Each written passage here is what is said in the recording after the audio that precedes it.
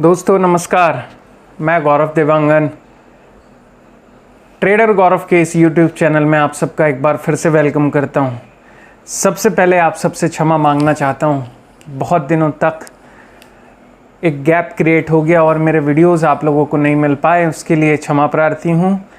लेकिन उसका एक जेन्युइन कारण था जिसके कारण मैं आप लोगों के बीच में नहीं आ पा रहा था। मेरी तबीयत ठीक नहीं थी और उसके कारण मैं स्टेबल होके सिस्टम के सामने और कैमरे के सामने नहीं बैठ पा रहा था, इसलिए मैं वीडियो बनाने में कंफर्टेबल नहीं था। और फाइनली मैं ठीक हो गया हूँ और फिर से आप लोगों के बीच में आप लोगों की दुआओं के साथ आज एक नई शुरुआत करते हैं।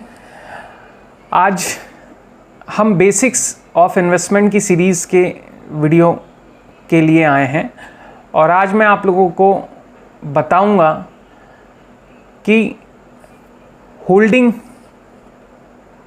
का क्या महत्व है और होल्डिंग के क्या तरीके हैं। हाँ दोस्तों, बहुत दिनों से मेरे पास एक रिक्वेस्ट थी और काफ़ी बार लोगों ने ये बोला, मेरे व्यूअर्स ने बोला, मेरे मित्रों ने बोला कि सर होल्डिंग के बारे में कुछ बताइए और होल्डिंग को लेके हम लोग इंटरेस्टेड हैं। तो मैंने सोचा आज से जो पहले वीडियो की शुरुआत है वो होल्डिंग के टॉपिक से ही की जाए और आप लोगों को बताया जाए कि कोरोना के इस माहौल में आप होल्डिंग में भी पैसे कैसे बना सकते हैं। तो दोस्तों, शुरू करने से पहले एक बार फिर से आप लोगों से निवेदन करना चाहता हूं कि यदि आप लोग नए हैं या मेरे नए व्यूअर्स मुझे देख रहे हैं तो प्लीज़ इस चैनल को सब्सक्राइब करें और मेरे वीडियो सीरीज़ को ज़रूर लगातार देखें। मैं बार बार ये रिक्वेस्ट इसलिए करता हूँ ताकि आप लोगों को इस बात का नॉलेज हो सके कि किसी भी चीज़ को सीखने के लिए एक पर्टिकुलर वीडियो देखने से या 10 मिनट का वीडियो देखने से आप सीख नहीं पाएंगे। चूँकि हमने ये सीरीज़, ये वीडियोज़, ये प्रोग्राम इसीलिए शुरू किया है कि जो मेरे नए व्यूअर्स इंट्राडे ट्रेडिंग में, शेयर बाज़ार में इन्वेस्टमेंट करना चाहते हैं, डेली इनकम करना चाहते हैं या अपने पैसे को बड़ी ग्रोथ देना चाहते हैं, उनके लिए हमारा ये ट्रेडर गौरव चैनल बहुत कामयाब हो सकता है उनके लिए। और सबसे बड़ी बात है कि इन्वेस्टमेंट की टेक्निक्स में जो बेसिक प्रैक्टिकल नॉलेज होना चाहिए वो हम आपको दे पाते हैं डायरेक्टली चैनल के माध्यम से। तो दोस्तों, जब तक कि आपको प्रैक्टिकली लगातार किसी चीज़ के बारे में नॉलेज नहीं होगी तब तक आप ये कंफर्म नहीं कर सकते हैं कि ये वाकई में आपको फ़ायदा पहुंचाएगा या नहीं। एक दिन किसी भी चीज़ को देख के वो चीज़ें आप डिसाइड नहीं कर सकते और फाइनली आपको और हमको ये प्लान रेडी करना होगा कि आप लगातार ट्रेड करके, लगातार चीज़ों को देख के कैसे प्रॉफिट बना सकते हैं, कहाँ गलतियाँ कर सकते हैं। तो इसीलिए मैंने 90 दिन की सीरीज़ भी लॉन्च की है जो इंट्राडे ट्रेडिंग के लिए है। उसी के साथ साथ आज मैं ये होल्डिंग का भी जो है वीडियो आप लोगों के लिए बना रहा हूँ ताकि आपको ये पता लग सके कि होल्डिंग में भी कैसे प्रॉफिट होते हैं। तो दोस्तों, शुरू करते हैं आज का ये सीरीज़ और उम्मीद करता हूँ कि आप सब स्वस्थ होंगे और घर पर होंगे। दोस्तों, हमने जैसा सोचा था वैसा हुआ नहीं कि कोरोना इतने जल्दी हमारे देश को छोड़ के चला जाएगा। तकलीफ़ें बढ़ रही हैं और नो डाउट बढ़ना तय था, लेकिन फिर भी जितना सहयोग आप लोगों ने, हम लोगों ने, हमारे देशवासियों ने हमारी गवर्नमेंट को दिया है उसके मुकाबले गवर्नमेंट से जो उम्मीदें थी, हॉस्पिटल मैनेजमेंट से जो उम्मीदें थी, उसमें कुछ त्रुटियां देखने को मिल रही हैं और कहीं ना कहीं लोग उससे डैमेज हो रहे हैं।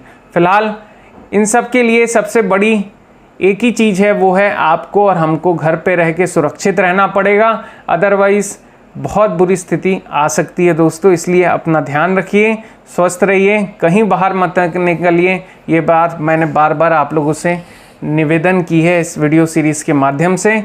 तो शुरू करते हैं आज का ये टॉपिक और आज के इस टॉपिक में सबसे पहले हम बात कर रहे हैं होल्डिंग के इम्पॉर्टेंस के बारे में, यानी होल्डिंग के महत्व के बारे में। तो दोस्तों, सबसे पहली बात मैं आप लोगों को ये बताना चाहता हूँ, शेयर बाज़ार में 2 तरीके से आदमी इन्वेस्टमेंट करता है। पहला, या तो वो इंट्राडे ट्रेड करता है इंट्राडे का मतलब ही होता है, हमने पहले भी बात कर रही है इस बारे में, कि इंटर ऑफ द डे, यानी दिन भर के अंदर में होने वाली ट्रेड को इंट्राडे ट्रेड कहते हैं। और आज के खरीदे हुए चीज़ को कल बेचना या आज के बाद कभी भी बेचना, उसको डिलीवरी यानी होल्डिंग कहा जाता है।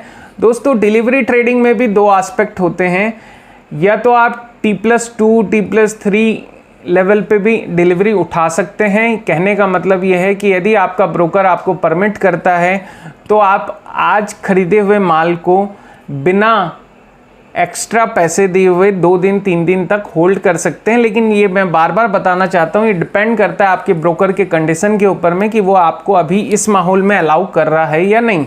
लेकिन यदि आप जेन्युइन होल्डिंग करना चाहते हैं तो आपको एक बात ध्यान रखनी होगी कि इंट्राडे ट्रेड में आप लिमिट में भी ट्रेड कर सकते हैं। मतलब 10,000 रुपये लगा के आप 1 लाख का माल खरीद सकते हैं और उसको शाम को 3:15 बजे आपको बेच के निकलना ही होगा। तो आपने 10,000 रुपये रखे, लेकिन आप ट्रेड 1 लाख की कर सकते हैं। और लेकिन यदि आप होल्डिंग करना चाहते हैं तो होल्डिंग में फ्रेंड्स आपको पैसे जितने आपके पास होंगे उतने ही पैसे की ट्रेडिंग करके आप वो शेयर होल्ड कर पाएंगे। ठीक है, मतलब यदि आपके पास 10,000 रुपये हैं तो 10,000 रुपये के ही शेयर आप होल्ड कर सकते हैं। ये वो शेयर्स होंगे जो आपके डीमैट अकाउंट में, जो स्पेशली डीमैट अकाउंट का उपयोग होता है वो होल्डिंग के लिए ही होता है। एक तरीके से देखा जाए तो वो होल्डिंग में आपके शेयर्स जो है शिफ्ट कर दिए जाते हैं और आपके पास वो शेयर, आपके जैसे बैंकों में पैसा जमा रहता है वैसे ही स्टॉक मार्केट में आपके डीमैट अकाउंट में, स्टॉक का बैंक अकाउंट बोला जाता है, वो डीमैट अकाउंट में आपका शेयर जमा हो जाता है। एग्जाम्पल के लिए यदि आपने आज की डेट में स्टेट बैंक खरीद के रखा हुआ है और स्टेट बैंक में 10,000 रुपये का आपने इन्वेस्टमेंट किया है, तो 10,000 डिवाइड बाई जो स्टेट बैंक का प्राइस चल रहा है वो प्राइस पे आपको टोटल क्वांटिटी के शेयर मिल जाएंगे और वो शेयर आपके अकाउंट में स्टोर कर दिए जाएंगे, जो आप अपने डीमैट अकाउंट में अपने मोबाइल से देख सकते हैं। खासियत ये है दोस्तों कि ये होल्डिंग में आपको एक्स्ट्रा कुछ भी नहीं देना होता है। आपने जो माल खरीदा है वो आप एक बार भी मोबाइल से खरीद सकते हैं, कोई पेपर वर्किंग नहीं होती और वो आपके अकाउंट में शिफ्ट हो जाते हैं। ठीक है, अब यदि ये होल्डिंग आपने कर ली है तो ये होल्डिंग करने के लिए आपको अब तरीके मैं बताना चाहता हूँ। तो सबसे पहली बात तो तरीके जानने से पहले ये समझ लीजिए कि इंट्राडे ट्रेडिंग और होल्डिंग में क्या फ़र्क है बेनिफिट में। दोस्तों, दोनों ही इन्वेस्टमेंट का पार्ट है। इंट्राडे ट्रेड छोटे समय के लिए, छोटे मुनाफे के लिए होने वाली ट्रेड है। फिर से रिपीट कर रहा हूँ, इंट्राडे ट्रेड छोटे समय के लिए, छोटे मुनाफे के लिए होने वाली ट्रेड है। लेकिन जो होल्डिंग होती है वो लंबे समय के लिए, लंबे मुनाफे के लिए होने वाली ट्रेड होती है। क्यों? क्योंकि होल्डिंग जब आप करते हैं तो आपके पास कैपेसिटी होती है। यदि रेट, मान लीजिए कभी कभी बोला जाता है कि हमारा रेट नीचे आ गया है, बाज़ार इतना नीचे आ गया है, तो आपको होल्डिंग में रेट नीचे भी आ जाए तो भी आपको नुकसान के चांसेस नहीं रहते हैं। क्योंकि यदि आपने सही स्टॉक खरीदा हुआ है, सही समय पे खरीदा हुआ है, सही स्टडी के साथ खरीदा हुआ है, तो यदि वो नीचे आ भी जाए तो भी अल्टीमेटली वो वन काइंड ऑफ टाइम ऊपर जाएगा और आपको प्रॉफिट दे के आएगा। ठीक है, तो दोस्तों सबसे इम्पॉर्टेंट चीज़ है, बेसिक चीज़ जो मैंने आपको अभी बताई, इंट्राडे ट्रेड डेली होने वाले मुनाफे के लिए, छोटे छोटे मुनाफे के लिए, छोटे समय के लिए की जाती है, जबकि होल्डिंग की ट्रेड लंबे मुनाफे के लिए, लंबे समय के लिए की जाती है। अब ये लंबा समय कितना हो सकता है? तो दोस्तों लंबा समय आपके चार्ट्स के अकॉर्डिंग, जो आपने स्टॉक सेलेक्ट किया है, जो कैंडल आपको जो है सिग्नल दे रहा है, जो ब्रेकआउट्स हैं और जो उसका मूवमेंट है, उसके हिसाब पे उसका टारगेट सेट होता है और उसी का स्टॉप लॉस सेट होता है, जैसा हम इंट्राडे में भी करते हैं। ठीक है, तो होल्डिंग में आप 5 दिन से लेके 365 दिन तक का टारगेट ले सकते हैं और अल्टीमेटली मैं सजेस्ट करता हूं मेरे जो अपने एक्सपर्टाइज के हिसाब से, जो मैंने देखा है कि कभी भी होल्डिंग करने के लिए आपको हर 3 महीने में आपको प्रॉफिट मिल जाता है। कोशिश करिए 3 महीने में प्रॉफिट बुक कर लीजिए। 1 quarter is a sufficient time for a best holding profit. और यदि आपको उसके बावजूद भी होल्ड करना है तो आप उसको एनालाइज करिए और उसके बाद उसको जो है रीस्ट्रक्चरिंग करिए, ऐसा मेरा सजेशन है। क्योंकि कई बार मैंने कंप्लेंट सुनी है, कई बार ऐसी शिकायतें सुनी हैं, लोग बोलते हैं कि सर मैं तो होल्डिंग में था, मेरे को प्रॉफिट हो रहा था, बाद में तो वो बहुत नीचे आ गया और आज मैं लॉस में हूँ। तो वो रीज़न ये है क्योंकि आप उस शेयर को खरीद के छोड़ दिए, पता चला कि वो एक सर्टेन टाइम में प्रॉफिट में गया और आपने प्रॉफिट बुक नहीं किया और वो फिर नीचे आ गया और उसके बाद आप कंप्लेंट कर रहे हैं। तो ऐसा बहुत लोगों के साथ हो जाता है। तो केयरलेसनेस की ज़रूरत नहीं है, केयरफुल रहने की ज़रूरत है। और आपको ये ध्यान रखना चाहिए कि आपने पैसे इन्वेस्ट किए तो आपको कब कब कहाँ कहाँ प्रॉफिट बुक करना है, ये आपको ध्यान रखना पड़ेगा होल्डिंग में। क्योंकि इंट्राडे ट्रेड में तो आपके सामने स्क्रीन रहती है और आप जो है रेट्स सामने वैल्यूएट करते रहते हैं और अल्टीमेटली फाइनल लॉस या प्रॉफिट जो भी होता है रोज का रोज नक्की हो जाता है। लेकिन होल्डिंग में ऐसा नहीं होता है। होल्डिंग में आपको पूरे माल को रखने के बाद ज़रूरी नहीं है आप रोज़ उसको वॉच करें, आप वीक में भी देख सकते हैं, महीने में भी देख सकते हैं, लेकिन अल्टीमेटली आपको देखना पड़ेगा। और उसके बाद यदि आपको लग रहा है कि ये प्रॉफिट बुकिंग रेंज में आ गया है तो आपको निकलना पड़ेगा, या आपको लग रहा है कि ये डेंजर हो रहा है और आपको यहाँ प्रॉफिट बुक करना चाहिए तो आपको वहाँ से भी निकलना होगा।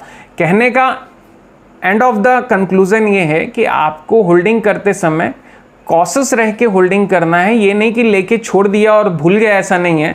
मैं आज की डेट में वो फिलॉसफी के साथ नहीं रहता हूँ कि आप आज छोड़ दो और आज से 5 साल बाद 5 गुना 10 गुना ले लो, ऐसा नहीं है दोस्तों। कंपनियाँ आज की डेट में बहुत बड़ी बड़ी कंपनियाँ भी हाफ ऑफ द रेट में आ जा रही हैं, आपको मालूम है 3 महीने के टाइम में। तो हम क्यों वेट करेंगे, हमको क्या ज़रूरत है 3 महीने का टाइम में। यदि हमको लग रहा है कि कोई कंपनी गिरने वाली है और हमने होल्ड किया है तो हम उसको बेच लेंगे और उसके बाद नीचे जाके फिर बाय कर लेंगे और फिर प्रॉफिट कमाएंगे। ये तो वही आदमी करेगा जो कॉशस रहेगा, जो पंक्चुअल रहेगा, जिसको पता है उसको इन्वेस्टमेंट का जो है वैल्यूज़ क्या है। अदरवाइज ये लोग जो इस फॉर्मूले पे चलते हैं कि आज खरीद दिया और छोड़ दिया, ये लोग प्रॉफिट नहीं बना पाते और अल्टीमेटली होल्डिंग में भी लॉस करते हैं। ये ऐसे लोग हैं। तो ऐसा आपके साथ भी हुआ होगा यदि कुछ पुराने व्यूअर्स मेरे देख रहे होंगे तो दोस्तों ये प्रैक्टिस अब हटा दीजिए। आज नए ज़माने का ट्रेडिंग टाइम है और नए ज़माने का इन्वेस्टमेंट स्ट्रक्चर है। तो फाइनली आपको ये करना होगा कि इन्वेस्टमेंट करने के बाद हर 3 महीने में you have to be analyse your stocks which are hold in your demat account, और उसके बाद उसको रिव्यू करना होगा कि क्या मुझे यहाँ प्रॉफिट बुक करना है और क्या मुझे यहाँ पे और इसको सस्टेन करना है। और यदि सस्टेन करना है तो मैक्सिमम मेरा स्टॉप लॉस लिमिट क्या होगा, कहाँ मेरा जो एग्जिट बैरियर होना चाहिए। दोस्तों ये पैरामीटर जब तक आप नहीं लगाएंगे तब तक आप होल्डिंग में प्रॉफिट नहीं बना सकते। तो ये बात हो गई होल्डिंग के बेसिक्स की। अब यदि हम होल्डिंग के तरीके की बात करें तो सबसे पहले मैं आपको एक चीज़ बताना चाहता हूँ कि होल्डिंग कभी भी आपको करना है तो कोशिश करिए कि कंपनी के प्रोफाइल को जानिए कि आज की डेट में सबसे सक्सेसफुल इंडस्ट्री कौन सी है।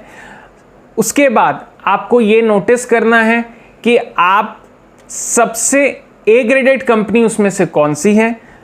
तीसरी चीज़ आपको एनालाइज करना है कि उस कंपनियों में से, उस पूरी लिस्ट में से कौन सी कंपनी का रेट आज लोअर रेट पे मिल रहा है हमको, और उसके चार्ट्स में चौथा जो पॉइंट मैं बोलना चाह रहा हूँ, उसके चार्ट्स में कहाँ पे ब्रेकआउट मिल रहा है हमको, मूव करने वाली है ये कंपनी, रिवर्सल। तो दोस्तों चौथे पॉइंट में बहुत इंपॉर्टेंट चीज़ मैं आपको बता रहा हूँ कि आपको कैंडल को चेक करना पड़ेगा। और चौथे पॉइंट का कनेक्शन है कैंडल कौन सा हम चेक करेंगे, कौन से टाइम फ्रेम का। तो दोस्तों हमको कैंडल चेक करना है एंड ऑफ डे का, यानी डेली कैंडल आपको चार्ट में लगाना है, और जो कैंडल का क्लोज होगा उसको चेक करना है पुराने हाई और लो से कि कहाँ ब्रेकआउट मिल रहा है। और जब ब्रेकआउट मिले तभी आपको इन्वेस्टमेंट करना है, तब तक नहीं करना है, वेट करना है सही टाइम का। क्योंकि मैंने आपको हर बार बोला है कि हर चीज़ यहाँ पे सिग्नल बेस पे चलती है। बाजार गिरेगा तो बता के गिरेगा, बाजार बढ़ेगा तो बता के बढ़ेगा। तो आपको जब वो बताने को रेडी है तो आपको सुनने के लिए वेट करना पड़ेगा। हड़बड़ाइए मत, पैनिक मत होइए। हमेशा इन्वेस्टमेंट तभी करिए जब सिग्नल इंडिकेट कर रहा हो कि हाँ भैया मैं रेडी हूँ अब बढ़ने के लिए, अब आप मेरे साथ इन्वेस्ट करिए। दोस्तों मैं भी इसमें बहुत बार गलती कर चुका हूँ। मैं तो जो है 10-12 सालों में जो इस इन्वेस्टमेंट लाइन पे जो है मार्केट में डेली 9 बजे से 3 बजे तक मैंने बिताए हैं। मैंने कई बारी बड़े अप एंड डाउन्स देखे हैं। होल्डिंग के पॉइंट ऑफ व्यू से भी यदि आप मुझसे पूछेंगे तो मैं आपको यही राय दूंगा कि आप होल्डिंग तभी करिए जब होल्डिंग करने के लिए स्टॉक आपको अपॉर्चुनिटी की नॉक करें, वेलकम दें। जब तक के स्टॉक आपको वेलकम नहीं दे रहा है तब तक आप इन्वेस्टमेंट मत करिए, क्योंकि हो सकता है कि वो स्टॉक और जो है 10% नीचे गिरेगा, उसके बाद आपको सिग्नल देगा। तो आप यदि 10% ऊपर बाय कर लिए हैं तो ऑब्वियस आपको 10% का नुकसान होगा और वो चीज़ आपके लिए नुकसानदायक हो सकती है। ठीक है, तो दोस्तों ये कुछ बेसिक्स तरीके थे। इसमें सबसे इम्पॉर्टेंट चीज़ जो मुझे आपको बताना है होल्डिंग के लिए, आप सभी नए व्यूअर्स को, कि होल्डिंग करने के समय एक बात ध्यान रखिए कि मनी मैनेजमेंट का स्मार्ट तरीका आपको अपनाना है। पहली बात, कभी भी एक सेक्टर में इन्वेस्टमेंट मत करिए। सेक्टर का मतलब जैसे बैंकिंग सेक्टर के शेयर्स हैं, एक ही साथ बैंकों में पैसा मत लगाइए, एक किसी फार्मा इंडस्ट्री पे पैसा मत लगाइए, किसी सीमेंट इंडस्ट्री पे पैसा मत लगाइए, लोहे की इंडस्ट्री पे पैसा मत लगाइए, किसी भी जो FMCG यूनिट पे पैसा मत लगाइए। कभी भी किसी भी एक इंडस्ट्री पे इन्वेस्टमेंट मत करिए। मैं सजेस्ट करूंगा कि कम से कम 10 पॉकेट आपके पास होने चाहिए। इन 10 पॉकेट में आपको पैसा लगाना चाहिए और इन 10 पॉकेट में भी 10 अलग अलग इंडस्ट्री के हिसाब से 10 अलग अलग शेयर सेलेक्ट कर लीजिए। और जब आपकी ये 10 पॉकेट, 10 इंडस्ट्री, 10 शेयर सेलेक्ट हो जाएं तो इसके बाद आपको ये डिसाइड करना है कि ये 10 स्टॉक्स में ब्रेकआउट कैसा है और जिस स्टॉक में ब्रेकआउट है उसमें ही हम इन्वेस्ट करेंगे। दोस्तों जब स्टॉक सेलेक्ट हो जाएगा तो आपको ये डिसाइड करना है कि आपको इन्वेस्टमेंट कितना करना है। That is a very important question कि आप इन्वेस्टमेंट कितना करेंगे। दोस्तों सपोज करिए कि आपको आज 10,000 रुपये लगाने हैं, तो आप कैसे पैसा लगाएंगे बताइए।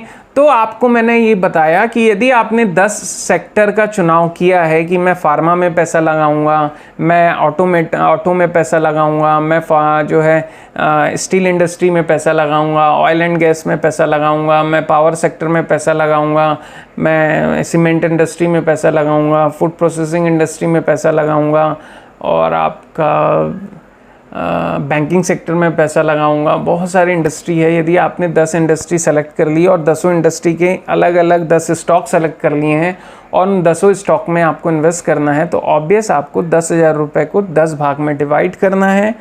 क्लियरली 10 भाग में डिवाइड करना है और आपको एक स्टॉक में सिर्फ 1,000 रुपये का नोट लगाना है।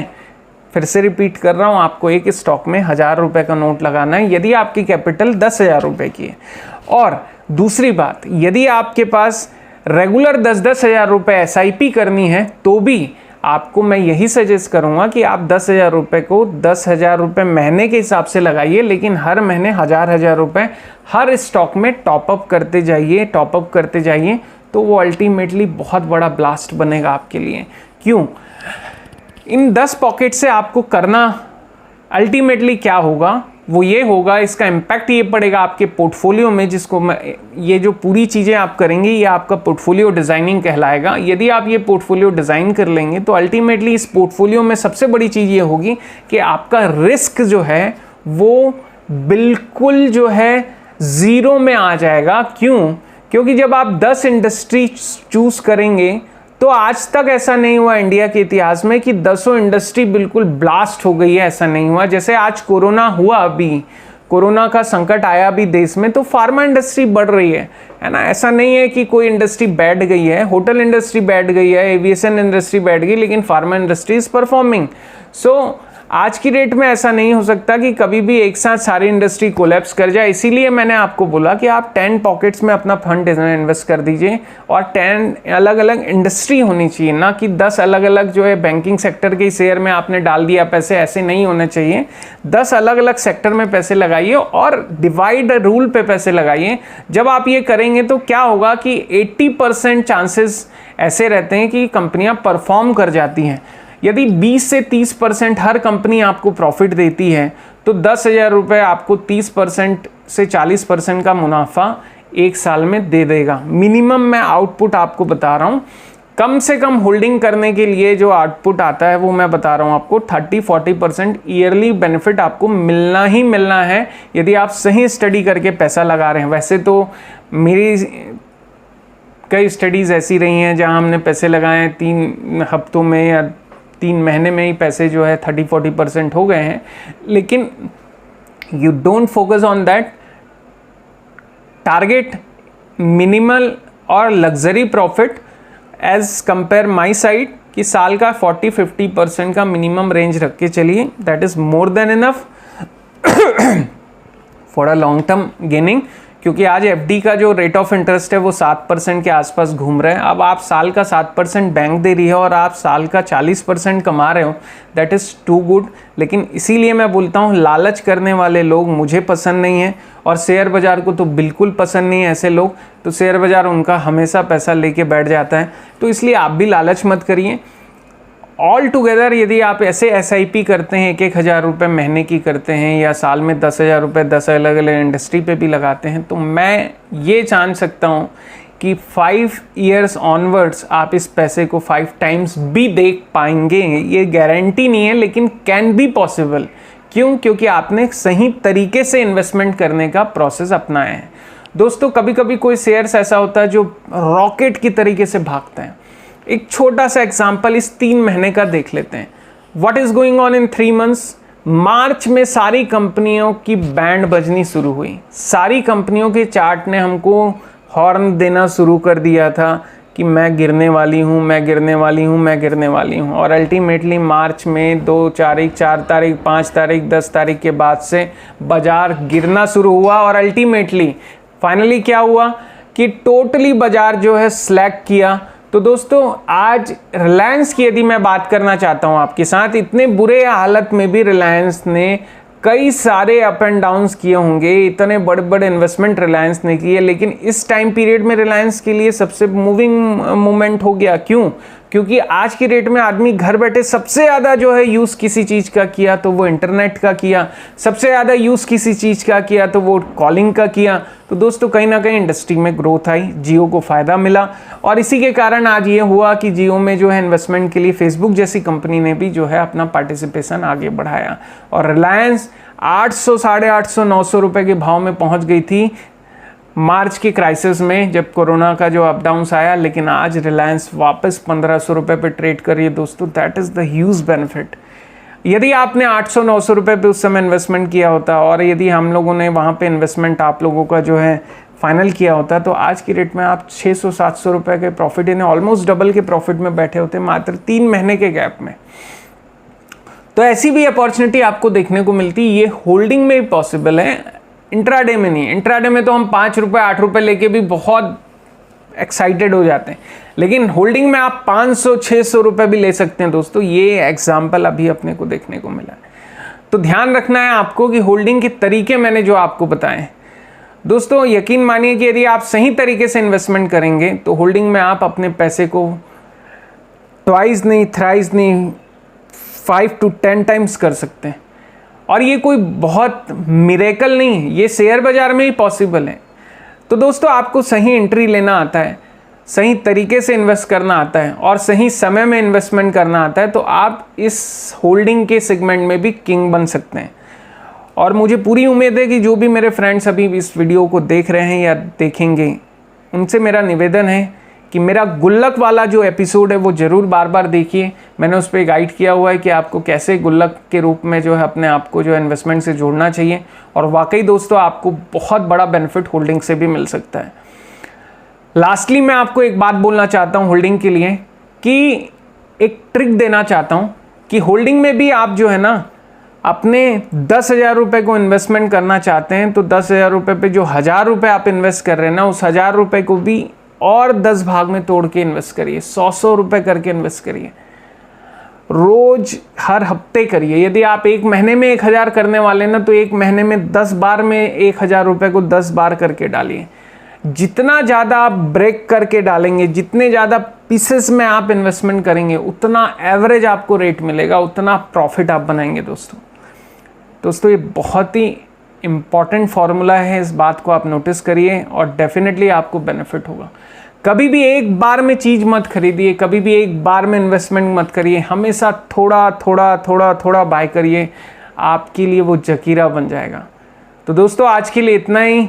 उम्मीद करता हूँ होल्डिंग के सीरीज़ के लिए, मेरे होल्डिंग के व्यूवर्स के लिए ये एपिसोड बहुत फ़ायदेमंद होगा और आप सबके लिए आज का ये एपिसोड बहुत फ़ायदेमंद होगा। अपना ध्यान रखिए, स्वस्थ रहिए। बहुत जल्दी नए सीरीज़ में नई टॉपिक के साथ मुलाकात होगी और याद रखिए मंडे से मैं फिर से अपनी 90 डेज़ की सीरीज़ में आऊँगा और चार्ट्स के हम एनालिसिस करेंगे और अपने स्टॉक्स के फिर से जो है पोस्टमार्टम्स करके जानेंगे कि ट्रेडिंग कैसे की जाती है और इंट्राडे में पैसे कैसे बनाए जाते हैं। दोस्तों अपना ध्यान रखिए, स्वस्थ रहिए। प्लीज़ घर से बाहर मत निकलिए, बहुत ज़रूरी हो तो ही निकलिए। लॉकडाउन ख़त्म सरकार ने किया है लेकिन प्रकृति ने नहीं किया है, नेचुरल डिज़ास्टर ख़त्म नहीं हुआ है, इसलिए अपनी जिम्मेदारी से अपने जान को बचाइए। किसी के ऊपर थोपिए मत कि फलाना सरकार क्या थी, फलाने ने क्या किया। दोस्तों ये जिम्मेदारी हमारी है कि हमको हमारी सुरक्षा कैसे करनी है। कोई किसी की जिम्मेदारी नहीं लेता है, कोई किसी की जिम्मेदारी लेने के लिए कैपेबल नहीं है। बातें सब बड़ी बड़ी करते हैं लेकिन जब जो फेस करता है, जो जिसकी लाइफ में प्रॉब्लम्स आती है, अल्टीमेटली उसी को फाइट करना पड़ता है और उसकी फैमिली को फाइट करना पड़ता है। तो लेट अस क्लियर कि हमको खुद से लड़ना है, खुद को सुरक्षित रखना है, खुद को स्वस्थ रखना है, तभी जाके हम अपने आप को आगे कहीं देख पाएंगे। दोस्तों प्लीज़ अपना ध्यान रखिए और अपने आप को सुरक्षित रखिए। नए सीरीज़ में मुलाकात करते हैं। नमस्कार दोस्तों।